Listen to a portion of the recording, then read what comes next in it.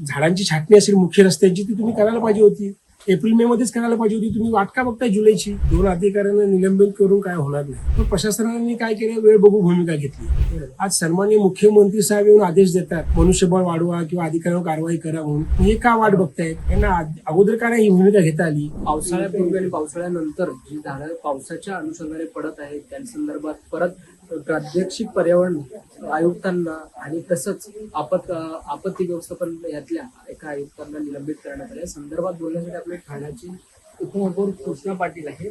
पाटील साहेब, आपत्ती व्यवस्थापनातल्या एका आयुक्तांना तसंच प्रादेशिक पर्यावरण कक्षातल्या एका आयुक्तांना म्हणजे राजन सोनावणे आणि पूजा पाटील यांना आता निलंबित करण्यात आले. मुख्यमंत्री एकनाथ शिंदे या संदर्भात दखल घेऊन आता त्याच्यामध्ये स्वतः पुढाकार घेऊन त्यांना निलंबित केलं. काय वाटतंय, कशा प्रकारे प्रशासन चालतं?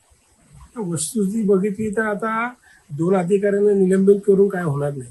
गेली 4 वर्ष ते आज 5वं वर्ष चालू आहे. कोविड काळापासून प्रशासन एकदम शांत आहे. प्रशासनाला आता बोर्ड बसल्यानंतर काम करायला ते होत नाहीये. कारण बरेच अधिकारी रिटायर झालेले आहेत. सगळे अधिकारी नौके आहेत.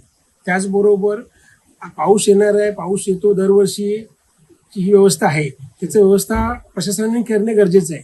पण प्रशासनाने काय केलं, वेळ बघू भूमिका घेतली. आज सन्माननीय मुख्यमंत्री साहेब येऊन आदेश देतात मनुष्यबळ वाढवा किंवा अधिकाऱ्यांवर कारवाई करा म्हणून. हे का वाट बघतायत? यांना अगोदर का नाही ही भूमिका घेता आली? कारण एकतर आज पाऊस हा 1 महिना लेट चालू झालाय. मग तुम्ही टेंडर प्रोसेस असेल, झाडांची छाटणी असेल मुख्य रस्त्यांची ती तुम्ही करायला पाहिजे होती. एप्रिल मे मध्येच करायला पाहिजे होती. तुम्ही वाट का बघताय जुलैची? इथे कुठेतरी प्रशासन काम करत नाही प्रॉपर. आयुक्त साहेब रस्त्यावर उतरतात किंवा ते प्रॉपर काम करायला दाखवतात, ते फक्त चर्चाच होते, पण ग्राउंड लेवलला रूट लेवल पण काम होत नाही. पण त्यांचे अधिकारी कितपत मानतात हे बघणे शोकांतिकाच आहे. त्यांचे आयुक्तांनी जे आदेश दिलेत, महापौरांनी आदेश दिलेत, तर खालचे अधिकारी किती वागतात, त्याच्यानंतर त्यांच्या खालचे म्हणजे ग्राउंड रूटला जे कर्मचारी आहेत ते प्रॉपर काम करतात का, त्याच्यावर कोण कंट्रोल ठेवतं? हा कंट्रोल ह्या 4 वर्षाच्या स्पॅनमुळे हा प्रशासनाने कधी दखल घेतली नाही. आणि आता दखल घ्यायची वेळ आली तर ते पण लेट झालेलं आहे. तर अक्षरशः चिंताजनक स्थिती आहे. काहीतरी ठाणे महानगरपालिकेच्या हद्दीत अक्षरशः 93 ते 94 झाडं अक्षरशः बुंदासकट इथून बाहेर पडतात, मुळासकट बाहेर पडतात. बऱ्याचदा कुठल्या झाडावरती कुठल्या तरी गाडीवरती पडतात, कुठल्या तरी नागरिकांवरती पडतात. बऱ्याचदा पावसाळ्यामुळे कुठेतरी एक दोन माणसांची देखील अक्षरशः चिंताजनक असं मृत्यू होतो, दुर्दैवी मृत्यू होतो. काय म्हणतात? आता एक गोष्ट मोठी घडलेली आहे ते आपल्या RTOच्या तिथे गाडी चाकरमानी चालला होता कामाला आणि ते झाड पडलं त्या डोक्यात आणि तो आज ICU मध्ये आहे, व्हेंटिलेटरवरती आहे. आज तो झुंज देत आहे त्याच्या मृत्यूशी, अशी परिस्थिती आज दिसते. पण ही प्रशासनाने ही वाट का बघावी? प्रशासनाला दिसत नाही का जी सर्व जे मुख्य रस्त्याची झाडं आहेत ती झाडांची छाटणी, त्याचं वजन कमी करणं गरजेचं आहे. कारण कॉन्क्रिटीकरण रस्ता आपण करतो, डांबरीकरण करतो, तर झाडांच्या मुळाला वाढायला किंवा बुंद्याला वाव दिला पाहिजे, तेवढी जागा स्पेस सोडली पाहिजे. पण हे दिसत नाहीये. ह्याच्यावर कुठेतरी पुन्हा विचार केला पाहिजे. आज मुख्यमंत्री आपल्याला ऑर्डर देतात आणि नंतर उपमुख्यमंत्री आपल्याला ऑर्डर देतात. एकनाथ शिंदे साहेबांना लक्ष घालावं लागतं. आज त्यांना पूर्ण महाराष्ट्र पडलेलं आहे. महाराष्ट्राची जबाबदारी आहे. त्यातून ते ठाणं, ठीक आहे ते पालकमंत्री आहेत म्हणून बघतात, त्यांच्या आदेशाची काय वाट बघतात? चुकीचं काम चालू झालेलं दिसत नाही का? प्रशासनाने वेळेत जागे होऊन पुढे कामकाज करावं. ते कामकाज वेळेत केलं तर ही परिस्थिती येणार नाही.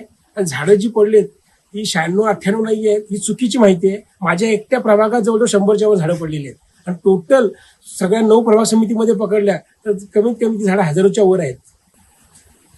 तर आता अशा प्रकारे पुढे या अपघातांची पुनरावृत्ती होणार नाही का, अशा शक्यता वर्तवली जाते. त्याचं काम आणि प्रशासन नियोजनबद्ध काम केलं तर नक्कीच, कारण मनुष्यबळ कमी आहे. मनुष्यबळ त्यांनी वाढवलं, यंत्रसामुग्री वाढवली तर अशा दुर्घटना नक्कीच होणार नाहीत.